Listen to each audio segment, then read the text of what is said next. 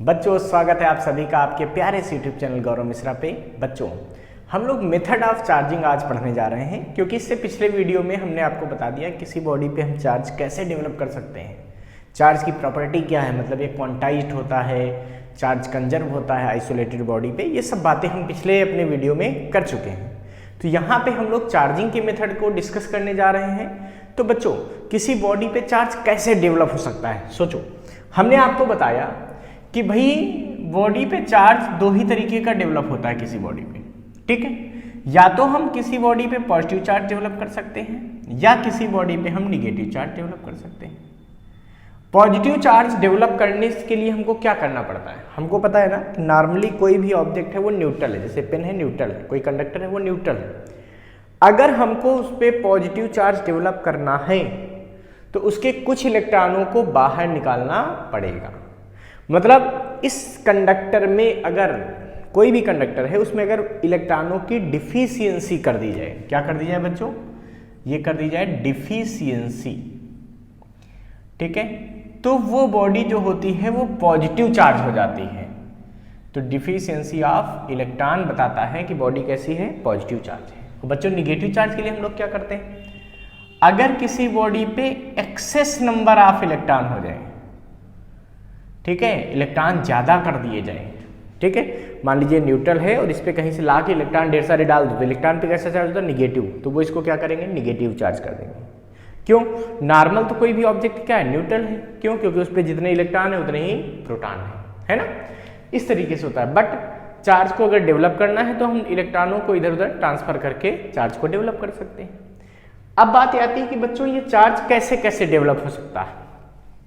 तो इसका पहला मेथड आता है बच्चों charging by friction. Charging by friction, ठीक है।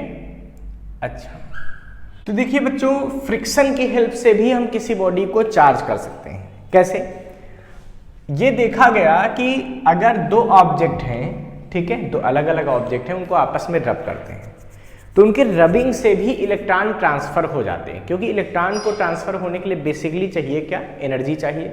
अगर वो एनर्जी मिलेगी प्रॉपर जितनी चाहिए तो वो इलेक्ट्रॉन एक बॉडी से दूसरी बॉडी में जंप कर सकते हैं, ठीक है। और हर बॉडी की होल्डिंग पावर इलेक्ट्रॉनों की अलग अलग है, ठीक है। तो जैसे दो चीज़ों को आपस में रब करते, सपोज करो इस पेन को अपने इस हैंड में रब करें, तो अगर पेन की इलेक्ट्रॉन को पकड़ने की क्षमता ज़्यादा है, ठीक है, तो पेन अपने इलेक्ट्रॉनों को लूज नहीं करेगा। हैंड की इलेक्ट्रॉनों को पकड़ने की क्षमता कम है तो ये अपने इलेक्ट्रॉनों क्या करेगा, रिलीज कर देगा, छोड़ देगा।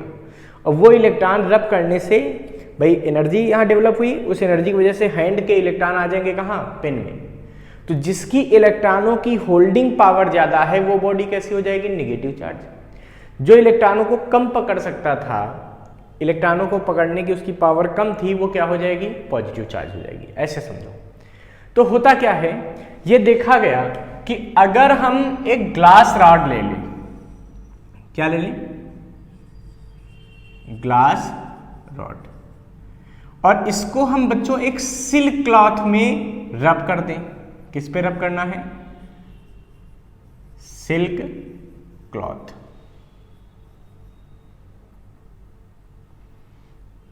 ठीक है। अच्छा, तो अगर ग्लास रॉड को सिल्क क्लॉथ में रब करते हैं तो ये देखा गया प्रैक्टिकली कि जो सिल्क क्लॉथ है ये निगेटिव चार्ज हो जाता है, जबकि जो ग्लास रॉड है ये पॉजिटिव चार्ज हो जाती है, ठीक है। तो ग्लास रॉड कैसी हो जाती है, पॉजिटिव चार्ज हो जाती है, ग्लास रॉड पॉजिटिव चार्ज हो गई। अच्छा, अब सोचो बच्चों ऐसा क्यों हुआ होगा, क्योंकि सिंपल सी बात है कि ग्लास रॉड और सिल्क क्लॉथ पहले तो न्यूट्रल थे, बट आफ्टर रबिंग ग्लास ने क्या किया होगा, कुछ इलेक्ट्रॉन ट्रांसफर कर दिए होंगे किसमें, सिल्क क्लॉथ में। जब ग्लास रॉड से इलेक्ट्रॉन निकल गए तो वो कैसा हो गया, पॉजिटिव हो गया। और सिल्क में चले गए, सिल्क क्लॉथ में इलेक्ट्रॉन चले गए तो वो कैसा हो गया, निगेटिव हो गया। इसका मतलब यहां से इलेक्ट्रॉन कुछ इसमें ट्रांसफर हो गए होंगे, ग्लास से इलेक्ट्रॉन कहाँ चले गए होंगे, सिल्क क्लॉथ में। जबकि अगर ये देखा गया कि इबोनाइट की रॉड लेते हैं बच्चों, किसकी रॉड लेते हैं, इबोनाइट, और इबोनाइट को फर पे रब करते हैं। किस पे रब करते हैं बच्चों? फर पे। फर जानते हो ना, फर पे रब करते हैं। फर मतलब कैट स्किन, ठीक है, बिल्ली की खाल। देखा है ना, फर लगा होता है जो ठंडियों में कपड़े पहनते हैं, जैकेट वगैरह, उसमें अंदर फर लगा होता है, रोए रोए जैसे होते हैं, वो क्या है? फर है, मतलब कैट स्किन, कुछ ऐसा उस पर रब किया इसको है।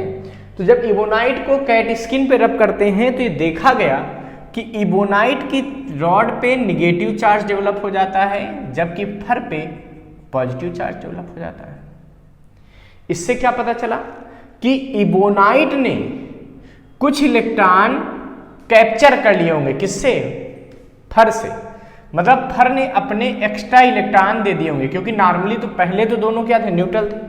अब इसने अपने इलेक्ट्रॉन फेंक दिए। जब इसने अपने इलेक्ट्रॉन इधर दे दिए होंगे, इसका मतलब क्या हुआ? ये कैसा हो गया? Positive charge. और ये कैसा हो गया? Negative charge. इसका मतलब इबोनाइट की इलेक्ट्रॉनों की होल्डिंग पावर क्या थी? ज्यादा थी, तो इसने अपने लूज नहीं किए बल्कि दूसरे के गेन कर लिए। जबकि इनकी इलेक्ट्रॉनों को होल्डिंग पावर क्या थी? कम थी, इसलिए इन्होंने आसानी से दे दिया। तो इस तरीके से इबोनाइट निगेटिव चार्ज और फर कैसा हो जाता है बच्चों? Positive charge. ठीक है। अब दूसरा मेथड ये आता है बच्चों चार्जिंग का कि कंडक्शन से भी चार्जिंग होती है। एक चार्ज्ड बॉल को दूसरी कंडक्टर में टच करवा दो तो इसका चार्ज उसमें चला जाता है। ये भी क्या है? ये चार्जिंग बाई, देखिए चार्जिंग बाई कंडक्शन। ठीक है। कंडक्शन की हेल्प से भी एक बॉडी से दूसरी बॉडी में चार्ज डेवलप हो सकता है। कैसे हो सकता है बच्चों? अगर एक चार्ज्ड बॉडी है, ये कैसी बॉडी है? चार्ज्ड बॉडी है। ठीक है। मतलब इस पे कुछ भी चार्ज हो सकता है, पॉजिटिव निगेटिव कुछ भी है। सपोज करो आपने कहा ये पॉजिटिव चार्ज, ठीक है। दूसरी किसी अनचार्ज्ड बॉडी में अगर हम इसको टच करवा दें, ये अनचार्ज्ड बॉडी है, ये कैसी है? अनचार्ज्ड। ठीक है। मान लीजिए कंडक्टर है, मेटल बॉल है, मेटल बॉल, ठीक है। तो जब इसमें टच होगा तो क्या होगा बच्चों? तो आफ्टर टचिंग, जब इनको आपस में टच कर देंगे, ठीक है, सपोज करो इनको आपस में लाके टच कर दिया, तो टच करने के बाद ये देखा गया बच्चों कि दोनों पर चार्ज आ जाता है। ठीक है। कुछ चार्ज इस पे भी रहेगा और कुछ चार्ज इस पे आ जाएगा। तो इसको बोलते हैं चार्जिंग बाई कंडक्शन, कि ये इनिशियल स्टेट थी, ठीक है, इनिशियल कंडीशन थी। इस बॉडी को इसमें हमने टच कर दिया और ये भी कंडक्टिंग होनी चाहिए। मेटल की समझो बॉल है, ठीक है, मेटल की बॉल थी और इसको हमने टच कर दिया।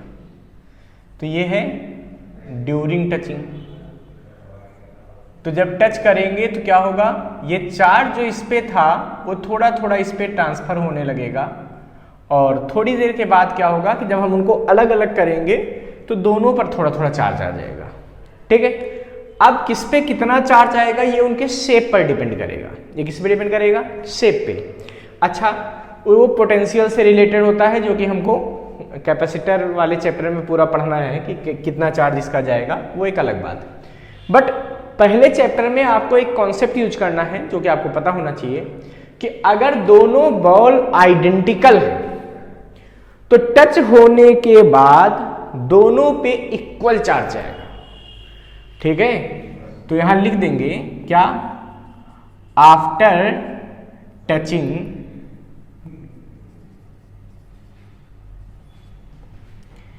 The charge at each ball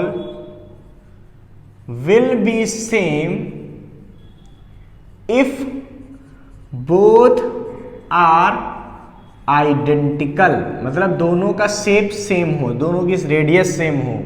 ठीक है। तो उन दोनों पे इक्वल इक्वल चार्ज चला जाता है। ये लाइन ध्यान रखिएगा कि दो चार्ज अगर टच करते हैं तो उनको टच करने के बाद उन दोनों पे चार्ज इक्वल हो जाएगा, लेकिन कब? जब वो दोनों सेम साइज के हों, आइडेंटिकल हों। ठीक है। इस पे हम लोग बच्चों बात करते हैं, एक दो क्वेश्चन ट्राई करते हैं। इसका मतलब पहले तो हमको एग्जांपल से इसको समझना पड़ेगा, तब हम इस पे आगे। इसका मतलब ये हुआ बच्चों कि अगर दो आइडेंटिकल बॉल ले लें, ठीक है, 2 आइडेंटिकल बॉल है, मान लीजिए ये है, ठीक है, और किसकी है, मेटल की है, ठीक है, दोनों किसकी हैं, मेटल की है, आइडेंटिकल, जो कंडक्टिंग बॉल है। दो कंडक्टर की बॉल है और दोनों क्या है, आइडेंटिकल। आइडेंटिकल मतलब उनकी रेडियस क्या है बच्चों, सेम है, ठीक है, ऐसे स्फेरिकल बॉल। और एक बॉल पे मान लीजिए 10 कूलाम का चार्ज है, कितना कूलाम बच्चों, 10 कूलाम। और एक क्या है, न्यूट्रल है, ये कैसी है बच्चों, ये न्यूट्रल है, ठीक। और कह रहे इनको टच कर रहे हैं, तो टच करने के बाद कितना चार्ज आएगा, सोचो। तो बच्चों ये 10 कूलाम का सपोज करो पॉजिटिव चार्ज कैरी कर रही है, कैसे कर रही है, पॉजिटिव चार्ज कैरी कर रही है। तो जब हम इसमें टच करेंगे तो क्या होगा, सोचो। तो भाई सिंपल सी बात है कि अपना कुछ चार्ज इसको ट्रांसफर कर देगी। कितना ट्रांसफर करेगी, तो मैंने बताया कि अगर दोनों बॉल आइडेंटिकल हैं तो उन पे इक्वल चार्ज जाएगा। इसका मतलब पहले इस पे कितना है 10, इस पे कितना है चार्ज 0। तो जब टच करोगे तो टोटल चार्ज कितना होगा बताओ, जब इन दोनों बॉल्स को टच करोगे टोटल चार्ज कितना होगा, 10 इसका और 0 इसका, 10 + 0 यानी कि 10, ये नेट चार्ज होगा टच करने पे, ठीक। अब जब इनको सेपरेट करोगे तो यही चार्ज इक्वली डिवाइड हो जाएगा। इसका मतलब ये हुआ कि इस बॉल पे और इस बॉल पे जो चार्ज आएगा वो सेम होगा। तो अगर इस पे गया बच्चों ये 10 था, अब इक्वली डिवाइड करना तो कितना कितना आ जाएगा बताओ, 5 कूलाम और 5 कूलाम। तो ध्यान रखिएगा कि अगर दोनों बॉल आइडेंटिकल हैं तो उनको टच करने पे चार्ज इक्वल पहुंचता है दोनों पे, ठीक है, टच करने के बाद। तो चलिए बच्चों इस पर एक क्वेश्चन भी हमारे पास है, तो एक क्वेश्चन ट्राई कर लेते हैं जो कि पीछे बोर्ड में भी आ चुका है। हमारा क्वेश्चन ये है कि 2 identical metallic spherical cells A and B having charges +4q and -10q are kept a certain distance apart. A third identical uncharged sphere C is first placed in the contact with sphere A and then with sphere B. Then spheres A and B are brought in contact and then separated. Find the charge on the spheres A and B. तो देखिए बच्चों इस question में हमको दिया है कि दो सेल हैं जो कि चार्ज्ड हैं, ठीक है, ये पॉजिटिव चार्ज सेल है, ठीक, और ये नेगेटिव चार्ज सेल है, ठीक। इस पे +4q चार्ज है, इस पे -10q चार्ज है। और कह रहे थर्ड जो स्फीयर C है ये अनचार्ज है, मतलब इस पे अभी कोई चार्ज नहीं है। अब क्वेश्चन ये कह रहे हैं कि C वाले स्फीयर को, ठीक है, जो C वाला है ये B है और ये A है, कह रहे C को पहले टच करना है A में, फिर C को टच करना है B में, फिर A और B को आपस में टच करना है, तब हमको बताना है कि A और B पर कितना चार्ज होगा। तो पहले हम C को किस में टच करेंगे बच्चों, A में। अच्छा सब आइडेंटिकल हैं और हमने अभी बताया आपको कि अगर आइडेंटिकल मेटल के बॉल हैं तो उनको टच करने पे चार्ज इक्वल बट जाता है दोनों में, जो टोटल चार्ज होगा उसको इक्वली डिवाइड कर लेना, बस इतना कॉन्सेप्ट लगाना है। तो लिखेंगे कि आफ्टर सेल ए टचिंग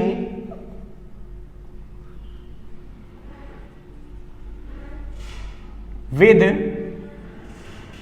स्फीयर C, जब A और C को टच करेंगे सोचो क्या होगा बच्चों, A पर कितना चार्ज है बताओ, +4q, C पर कितना है 0, तो नेट चार्ज कितना आएगा बताओ, नेट चार्ज कितना आएगा A और C का, ठीक है, तो A QA + QC होगा, है, तो कितना हो जाएगा, ये हो जाएगा तुम्हारे पास 4q + 0 यानी कि 4q, ठीक है। और जब अलग अलग करेंगे तो क्या होगा, ये 4q दोनों में बराबर बढ़ जाएगा। देखो B वाला तो कुछ कर नहीं रहा, तो B वाला तो ऐसे ही रहेगा, ठीक है, तो B वाले पे कुछ भी हमको करना नहीं है, बस केवल बांटना किसको है, A और C वाले को। तो A और C का जो टोटल चार्ज था, ठीक है, net charge at AC, A और C पे, ठीक है, वो कितना था 4q, ये इक्वली डिवाइड हो गया। तो ए पे कितना बचेगा बताओ? तो भाई इक्वली डिवाइड होने का मतलब क्या, 4q था, तो अब कितना बचेगा बताओ? 2q। Very good. सी पे कितना बचेगा बच्चों? इस पे पॉजिटिव आ जाएगा, कितना आएगा? 2q। ठीक है, और बी पे कितना रहेगा बताओ? तो बी तो इन्वॉल्व ही नहीं हुआ इस पूरे, इन दोनों को टच किया, इससे कोई लेना देना नहीं है। इसका मतलब ये वाला तो ऐसे ही रहेगा, क्यू बी तो कुछ हुआ ही नहीं, -10q, इसमें कुछ नहीं होना। ये सेकंड कंडीशन आ गई। अब कह रहे हैं कि सी को उठा के अब बच्चों फिर से टच करना है किसमें? बी में। कह रहे पहले ए में टच करो, फिर किस में टच करो? बी में। अच्छा, तो जब बी में टच करोगे तो क्या होगा? यहां पर लिख देंगे after shell b touching with sphere c. लेकिन आइडेंटिकल शेप है ना, इसलिए सेल और स्फीयर से कोई फर्क नहीं है, वो इक्वल ही चार्ज डिवाइड होगा। ठीक है, ये ध्यान रखना है। तो देखो ए वाला तो अब इन्वॉल्व होना नहीं इस पूरे फिनोमिना में, इसका मतलब ए वाले पे तो कोई चार्ज बदलने वाला नहीं है, तो ये तो बच्चों 2q ही रहेगा। ठीक है, इन दोनों में सोचो, अब जब बी और सी टच होंगे तो नेट चार्ज कितना होगा बी सी पे बताओ? B, C, तो B और C पे नेट चार्ज कितना होगा? इस पे है भैया माइनस का 10q, ठीक है, और इस पे प्लस का 2q, यानी कि टोटल कितना हो गया? माइनस का 8q। कितना हो गया? -8q। और जब इनको अलग अलग करोगे, ये तो तब का है जब ये दोनों टच हैं, तो ये टच करोगे टोटल चार्ज इतना हुआ, और जब अलग करोगे तो क्या होगा? चूंकि दोनों आइडेंटिकल हैं तो दोनों पे चार्ज इक्वली डिवाइड होगा, तो ये चार्ज इक्वल इक्वल बढ़ जाएगा दोनों में। इक्वल इक्वल का मतलब समझ रहे हो? आधा आधा है, तो इस पे कितना बचेगा? -8q का आधा कितना होता है बताओ? -4q। इस पे कितना आएगा बताओ? इस पे भी कितना हो जाएगा? -4q। ये कौन हुआ? C, ये कौन हुआ? B, और A भाई साहब तो ऐसे साइलेंट पड़े हुए थे, उनसे कोई मतलब नहीं था।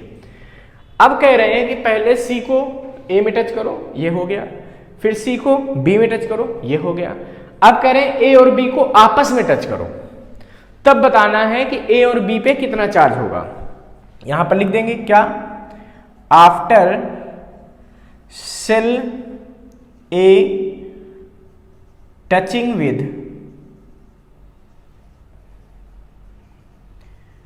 Cell B। अब देखो बच्चों, A और B को टच करना है तो C से कोई लेना देना है नहीं, तो C वाले पे कोई भी चेंज होने वाला नहीं।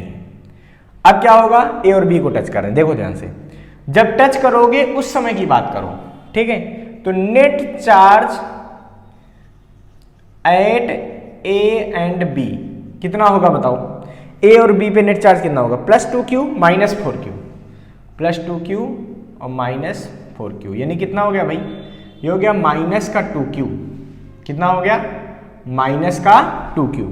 और अब जब इनको अलग अलग करेंगे तो ये -2q इक्वली डिवाइड हो जाएगा, यानी कि यहां पे कितना बचेगा बताओ? -q। इस पे भी कितना बचेगा? -q। इसका मतलब फाइनली A पर भी कितना चार्ज आ जाएगा? -q। B पर भी कितना आ जाएगा? -q। और C पर तो वो -4q जो इससे पीछे कंडीशन बन गया था वही रहेगा। इसका मतलब फाइनल चार्ज A पर कितना होगा? -q, B पर -q और C पर -4q। तो ये हमारा आंसर हो गया। इसको फटाफट नोट कर लीजिए बच्चों। चलिए, नोट हो गया। अब हम बच्चों इसके बाद बात करते हैं, ठीक है, कि चार्जिंग बाय इंडक्शन। ठीक है, इंडक्शन से भी हम किसी बॉडी को चार्ज कर सकते हैं। किस तरह कर सकते हैं? ये चार्जिंग बाय इंडक्शन। ठीक है, इंडक्शन की हेल्प से भी हम किसी बॉडी को चार्ज कर सकते हैं। तो इंडक्शन होता क्या है बच्चों? होता क्या है कि जब किसी एक बॉडी से दूसरी बॉडी में चार्ज प्रोड्यूस्ड विदाउट टचिंग। ठीक है, इससे पहले हमने सारे प्रोसेस कैसे पढ़े थे कि टच करते थे, एक कंडक्टर को दूसरे कंडक्टर में टच कर दिया तो इसका चार्ज दूसरे में ट्रांसफर हो गया, ये चार्जिंग बाय कंडक्शन होता था। एक बॉडी को दूसरी बॉडी में रब कर दिया, उनमें चार्ज ट्रांसफर हो गया, ये क्या होता था बच्चों? चार्जिंग बाय फ्रिक्शन होता था। बट इंडक्शन में क्या होता है कि एक बॉडी से दूसरी बॉडी में चार्ज प्रोड्यूस्ड करते हैं विदाउट टचिंग। ठीक है, टच किए बिना एक बॉडी से दूसरी बॉडी में चार्ज को हम डेवलप कर सकते हैं। इस फिनोमिना को बोलते हैं चार्जिंग बाय इंडक्शन। तो ध्यान रखना कि चार्जिंग बाय इंडक्शन क्या है, when charge produced at a body without touching of charge, बिना टच किए दूसरी बॉडी पे चार्ज डेवलप कर दिया, इसको बोलते हैं चार्जिंग बाय इंडक्शन। अच्छा, इसमें होता क्या है बच्चों कि जैसे कोई एक चार्ज रख दिया, मान लो ये आपने प्लस क्यू चार्ज रख दिया, ठीक है, इसके बगल में एक कंडक्टर रख दिया, क्या रख दिया, ये है कंडक्टर। तो बच्चों ये देखा गया कि इस कंडक्टर पे इस साइड एक चार्ज आ जाता है, ठीक है, कैसा चार्ज आता है बच्चों, तो जैसे पॉजिटिव रखा तो इस साइड आ जाता है निगेटिव चार्ज, इधर कैसा आता है पॉजिटिव चार्ज। मतलब कह सकते हो कि इंडक्शन में नेट चार्ज चेंज नहीं होता, पहले जितना चार्ज इसमें क्या था, जीरो था, पहले कोई चार्ज नहीं था, बाद में क्या हुआ, इधर डेवलप हुआ माइनस क्यू, इधर डेवलप हुआ प्लस क्यू, यानी कि नेट चार्ज अभी भी क्या है, जीरो। बट हम यहाँ से कुछ इस पर नेट चार्ज भी अभी प्रोड्यूस कर लेंगे, उसका कुछ मेथड होता है, ठीक है, अभी हम बात करेंगे इस पर। तो कुल मिला के एक पॉजिटिव चार्ज यहाँ रखने से न्यूट्रल बॉडी पे भी चार्ज इंड्यूस्ड हो सकता है, इस प्रोसेस को बोलते हैं चार्जिंग बाय इंडक्शन। अब बात आती है कि ये इंडक्शन हुआ क्यों, भाई ऐसा क्या हो गया कि इस प्लस क्यू को यहाँ रखने से यहाँ पे चार्ज माइनस और इधर प्लस हो गया, ऐसा क्यों हुआ, और ये कंडक्टर में ही क्यों होता है, क्योंकि कंडक्टर में फ्री इलेक्ट्रॉन होते हैं और फ्री इलेक्ट्रॉन मूवमेंट करते रहते हैं, तो फ्री इलेक्ट्रॉन के मूवमेंट की वजह से ही इंडक्शन पॉसिबल होता है, ठीक है। तो क्यों होता है इंडक्शन, तो देखो बात करते हैं। तो सबसे पहले हम समझते हैं कोई कंडक्टर होता क्या है। तो कंडक्टर एक ऐसी बॉडी होती है, जैसे मान लो ये एक कंडक्टर है, ठीक है, तो कंडक्टर ऐसी बॉडी होती है जिसपे बहुत सारे, जिसमें फ्री इलेक्ट्रॉन होते हैं। तो रियलिटी में क्या है बच्चों कि कंडक्टर में केवल फ्री इलेक्ट्रॉन ही नहीं होते, पॉजिटिव आयंस भी होते हैं। बट पॉजिटिव आयंस क्या होते हैं, वो एटम के सेंटर पर होते हैं, उसके न्यूक्लियस में होते हैं, तो और न्यूक्लियस मूवमेंट के लिए फ्री नहीं होता, इसीलिए पॉजिटिव जो चार्ज होता है वो मूवमेंट नहीं करता, जो पॉजिटिव चार्ज है वो मूवमेंट नहीं करता, इसीलिए रोल प्ले कौन करता है, निगेटिव, ये इलेक्ट्रॉन। तो कोई भी कंडक्टर है तो वो पहले तो इलेक्ट्रिकली न्यूट्रल होता है, कैसे होता है, न्यूट्रल होता है। क्यों न्यूट्रल होता है, क्योंकि उसमें जितना पॉजिटिव चार्ज होता है उतना ही फ्री इलेक्ट्रॉन की वजह से निगेटिव चार्ज होता है, इसीलिए इलेक्ट्रिकली ये क्या है, न्यूट्रल है, ठीक है। बट जब इस कंडक्टर के पास हम कोई चार्ज रख देते हैं, जैसे सपोज करो यही कंडक्टर है, ठीक है, ये पहले क्या था, न्यूट्रल था, अब यहाँ पे हम एक चार्ज रख देते हैं, जैसे ये पहले बना लेते हैं, ये बना लिया हमने, ठीक, यहाँ पर बहुत सारे ये फ्री इलेक्ट्रॉन बना देते हैं, ये बच्चों क्या है, ये फ्री इलेक्ट्रॉन, ये फ्री इलेक्ट्रॉन मूवमेंट के लिए फ्री होते हैं पूरे मेटल में। और इस सिरे पर सपोज करो आपने प्लस क्यू चार्ज रख दिया, यहाँ ये प्लस क्यू चार्ज यहाँ रख दिया, तो प्लस क्यू चार्ज क्या करता है, ये अपोजिट चार्ज यानी कि इलेक्ट्रॉनों को अपनी तरफ अट्रैक्ट करता है। तो इलेक्ट्रॉन जो इधर बहुत तेजी से मूवमेंट कर रहे होते हैं वो धीरे धीरे इधर क्या हो जाता है, शिफ्ट हो जाते हैं, क्योंकि इस तरफ पॉजिटिव चार्ज को खींच रहा सारे इलेक्ट्रॉनों को। तो होता क्या है बच्चों कि इस सिरे से कुछ इलेक्ट्रॉन इधर शिफ्ट हो जाते हैं, ये इलेक्ट्रॉन इधर आ गए, तो इस साइड क्या हो जाता है, जिधर हमने पॉजिटिव चार्ज रखा इधर इलेक्ट्रॉनों की डेंसिटी थोड़ा ज़्यादा हो जाती है, तो इधर का इंड कैसा हो जाता है, निगेटिव चार्ज हो जाता है। जबकि इसके अपोजिट साइड, भाई वहाँ के इलेक्ट्रॉन शिफ्ट हो गए, इधर हर जगह के इलेक्ट्रॉन शिफ्ट हुए तो इधर डेंसिटी ज़्यादा हुई, तो ये इंड कैसा हो गया, निगेटिव। तो इधर क्या हो गया, इधर से इलेक्ट्रॉन चले गए तो क्या हो गया, ये पॉजिटिव वाले इफेक्ट हो गए। क्यों, पहले तो नेट चार्ज जीरो था हर जगह, प्लस माइनस जीरो हो रहा था, बट अब क्या हुआ, कुछ इलेक्ट्रॉन इधर शिफ्ट हो गए, तो यहाँ जो पॉजिटिव आयंस है ये इफेक्टिव चार्ज शो करेंगे, तो ये इंड क्या हो जाता है बच्चों, पॉजिटिव हो जाता है। यही वजह है कि अगर हम किसी चार्ज्ड बॉडी को किसी कंडक्टर के पास रखते हैं तो वो क्या करता है, अपने सामने वाले इंड पर यहाँ पर एक अपोजिट चार्ज डेवलप कर, जैसे प्लस रखा तो ये माइनस क्यू करेगा, इधर प्लस क्यू, अब इधर माइनस रख देते तो इधर प्लस हो जाता है, दूसरी तरफ माइनस हो जाता, ठीक है, ये ध्यान रखेंगे। अच्छा, इससे भी ज़्यादा इंपॉर्टेंट बात ये आती है, आपके मन में कभी आ सकता है कि जब हमने प्लस चार्ज यहाँ रखा था तो इलेक्ट्रॉन इधर शिफ्ट हो गए, पॉजिटिव आयंस क्यों नहीं उधर चले गए, क्योंकि पॉजिटिव आयंस मूवमेंट के लिए फ्री नहीं है, वो तो फिक्स है, वो कुछ नहीं कर सकते। तो इलेक्ट्रॉन जब इधर शिफ्ट होंगे तो उस तरफ अपने आप कैसा डेवलप हो जाएगा, पॉजिटिव चार्ज, तो इस वजह से ऐसा होता है, ठीक है। तो ये हो गया कि इंडक्शन क्यों होता है। अब इंडक्शन की वजह से चार्ज कैसे डेवलप होता है इस पे हम बात करते हैं। तो बच्चों होता क्या है कि अगर हम बात करें, मान लीजिए कोई एक पॉजिटिव चार्ज है ये, अच्छा, और यहां पर हमने एक कंडक्टर रख दिया। ये क्या रख दिया? कंडक्टर। तो होता क्या है बच्चों कि जिधर ये पॉजिटिव चार्ज रखेंगे इसके बराबर साइड में क्या जाएगा? इधर माइनस क्यू चार्ज डेवलप हो जाएगा। इसके अपोजिट साइड क्या होगा बच्चों? यहाँ प्लस क्यू डेवलप हो जाएगा। इतना तो हमको पता चल गया। अब अगर नेक्स्ट स्टेप में हम क्या करें कि ये जो कंडक्टर है, ठीक है, ये पूरा कंडक्टर है पूरा ऐसे, इस कंडक्टर को मैं क्या करूं कि इसकी अपोजिट साइड को अर्थिंग कर दूं। इसका मतलब क्या हुआ कि ये पॉजिटिव देखो प्लस क्यू ऐसे ही रखा हुआ है, ठीक, ये इंड क्या हो गया? निगेटिव चार्ज हो गया, और इस सिरे की हमने क्या कर दी? अर्थिंग कर दी, ठीक, ये पॉजिटिव था। सोचो क्या होगा? हमको पता है ना अर्थिंग से क्या होता है, जिस कंडक्टर की अर्थिंग करेंगे ये वाला चार्ज क्या हो जाएगा? न्यूट्रल हो जाएगा। न्यूट्रल होने का मतलब अर्थ से कुछ इलेक्ट्रॉन आके इस पॉजिटिव चार्ज को खत्म कर देंगे। ये ना सोचा करो कि पॉजिटिव वाला चला गया, पॉजिटिव चार्ज तो किस पे है? एटम्स पे, एटम तो जाएंगे नहीं, तो ये अपने इलेक्ट्रॉनों को भेज के इसको क्या कर देगा? न्यूट्रल कर देगा। न्यूट्रल कर देगा तो बच्चों क्या होगा? ये वाला चार्ज इधर वाला कैंसिल हो जाएगा, अर्थिंग की, तो ये चार्ज कैंसिल हो गया। ये वाला क्यों नहीं कैंसिल हुआ? क्योंकि ये इससे बाउंड है, ये इसके फोर्स के इफेक्ट में है, तो इसको ये नहीं न्यूट्रल करेगा। बस यहाँ तक न्यूट्रल किया उसने, बात खत्म हो गई। ये वाले तो इलेक्ट्रॉन इससे क्या है? बाउंड है, वो वहाँ से न्यूट्रल नहीं होगी, ध्यान रखना। अच्छा, अब अगले स्टेप में क्या किया बच्चों? अर्थिंग हटा दी, अर्थिंग हटा दी, ठीक है, और इस चार्ज को भी दूर कर दिया। मतलब ये प्लस क्यू चार्ज इधर दूर कर लिया और इसको यहाँ बॉडी को बीच में रख दिया, जो कंडक्टर था उसको क्या कर दिया? बीच में रखा है, और अर्थिंग भी गायब कर दी।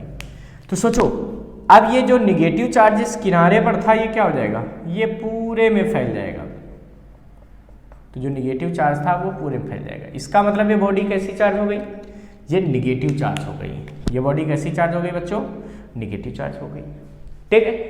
एक साथ दो कंडक्टिंग बॉल को लेकर भी हम इंडक्शन शो करते हैं, जैसा एनसीईआरटी में हमारे दिखाया गया है। मतलब ये हुआ कि अगर हम दो कंडक्टिंग बॉल एक साथ ले लें, ठीक है, तो भी हम इंडक्शन से अपोजिट चार्ज डेवलप कर सकते हैं। यहां लिख देते हैं फॉर टू कंडक्टर, ठीक है। हमने क्या किया? मान लीजिए कि इस सिरे पर हमने यहाँ पे प्लस क्यू चार्ज बच्चों रख दिया, ठीक है, और ये दो कंडक्टिंग बॉल हैं जो आपस में टच हो रही हैं ऐसा। अब सोचो क्या होगा? इंडक्शन होगा? बिल्कुल होगा। इंडक्शन से क्या होगा बच्चों? प्लस के सामने इधर कैसा आ जाएगा? Minus charge. इसके अपोजिट में कैसा चला जाएगा बच्चों? Plus charge. क्यों? क्योंकि ये पॉजिटिव था तो सारे फ्री इलेक्ट्रॉन्स को अपनी तरफ शिफ्ट करेगा, जिससे कि इस साइड इलेक्ट्रॉनों की डेंसिटी ज्यादा हो जाएगी, तो ये निगेटिव हो जाएगा। अब चूंकि इधर इलेक्ट्रॉन जब शिफ्ट हो गए तो यहाँ पॉजिटिव चार्ज जो होता है वो इफेक्टिव हो जाता है, इसलिए इंड कैसा हो जाएगा? पॉजिटिव हो जाएगा, ठीक है। अगर हम नेक्स्ट स्टेप देखें बच्चों, इस पॉजिटिव चार्ज को यहीं रखें और इन दोनों कंडक्टर को हम क्या करें? आपस में कुछ सेपरेशन कर दें इन दोनों कंडक्टर में, मतलब इनके बीच कुछ दूरी बना दें। अब ये टच नहीं है, ठीक है, अब टच नहीं है तो क्या होगा बच्चों? तो ये चार्ज ऐसे निगेटिव इधर, ये चार्ज पॉजिटिव इधर। ऐसा हो सकता है? बिल्कुल हो सकता है। अब हम इस वाले चार्ज को गायब कर देते हैं, जो प्लस क्यू चार्ज रखा है इसको हटा दिया, हटा दो। जैसे इसको हटाओगे तो क्या होगा? तब इन कंडक्टर्स पे कुछ ऐसा ही रहेगा कि भाई ये पॉजिटिव चार्ज अब चला गया तो कोई अट्रैक्शन फोर्स नहीं लगेगा, तो इसका पॉजिटिव इस साइड डेवलप हो जाएगा और इसका निगेटिव इधर डेवलप हो जाएगा। क्यों? क्योंकि इस पे निगेटिव चार्ज हो चुका है, इस पे पॉजिटिव, ये आपस में अट्रैक्शन करने लगेंगे, तो ऐसा कुछ हो जाएगा।